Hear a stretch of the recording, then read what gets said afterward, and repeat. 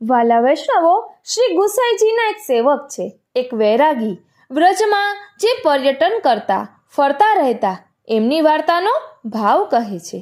એ સાત્વિક ભક્ત છે. લીલામાં એનું નામ રસિકા છે. એ ભગવદ રસમાં સદા મગ્ન રહે છે. આ રસિકા કલકંઠીથી પ્રગટ્યા છે, એથી એમના ભાવરૂપ છે. પૂર્વમાં એક ક્ષત્રિયને ત્યાં એમનો જન્મ થયો. નાનપણથી જ વૈરાગ્ય દશામાં રહેતા. ખાવા પીવાનું કશું ભાન ન રહે. મા બાપ ખાવાનું આપે તે ખાય, પહેરવા આપે તે પહેરે. જ્યાં ક્યાંક કથા વાર્તા થતી હોય ને ત્યાં પહોંચી જાય. દીકરાની આ દશા જોઈને મા બાપ ખૂબ ચિંતા કરવા લાગ્યા કે આનું લગ્ન કઈ રીતે થશે. આને તો શરીર સુખનો વિચાર નથી.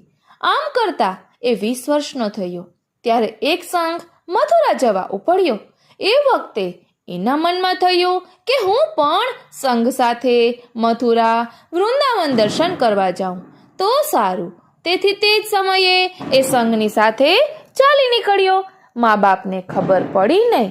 પછી મા બાપે ખૂબ તેની શોધ કરી, ભાળ કાઢી, પણ પતો ન લાગ્યો. હારીને બેસી રહ્યા. આ તો સંઘની સાથે મથુરાજી આવ્યો. ત્યાં વિશ્રામ ઘાટ પર દર્શન કરવા આવ્યો.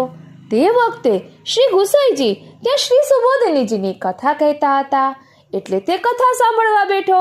શ્રી ગુસાઈજીના શ્રી મુખે કથા સાંભળીને ખૂબ પ્રસન્ન થયો. પોતાના મનમાં કહેવા લાગ્યો કે મેં કથા તો ઘણી સાંભળી, પણ આજના જેવું સુખ ન મળ્યું. તેથી એમનો સેવક થઈ રોજ કથા સાંભળું તો સારું. એણે શ્રી ગુસાઈજીને વિનંતી કરી કે મહારાજ, મને શરણે લો. મારું મન આપની પાસે રહીને કથા સાંભળવાનું છે. શ્રી ગુસાઈજીએ એને દૈવી જીવ જાણી શરણે લીધો.